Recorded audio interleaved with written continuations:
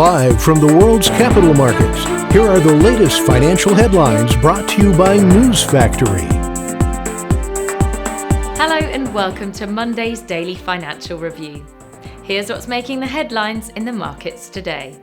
The dollar-yen pair has lost 0.2% in the last session. The ADX has plunged into the negative area. Bitcoin has added 8.3% in the last session. The stochastic RSI has transitioned sharply into the overbought zone. The price of gold has added 0.2% in the last session. The Williams indicator has bounced upwards into negative territory. The price of crude oil has lost 3.5% in the last session. The Williams indicator has shifted into the oversold area. Those were today's major economic events. And now, moving on to world financial headlines.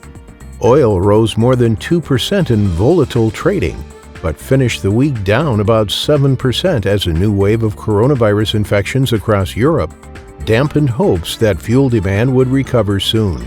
Britain reached a milestone, announcing that half of the UK adult population have now received a first dose of a COVID vaccine.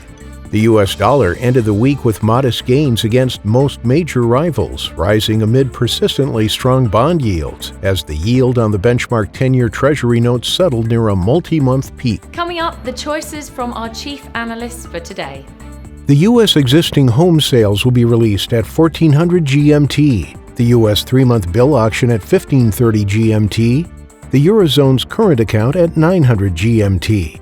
Japan's coincident index will be released at 500 GMT, Japan's leading economic index at 500 GMT, China's PBOC interest rate decision at 130 GMT. We hope that you've enjoyed Monday's financial review.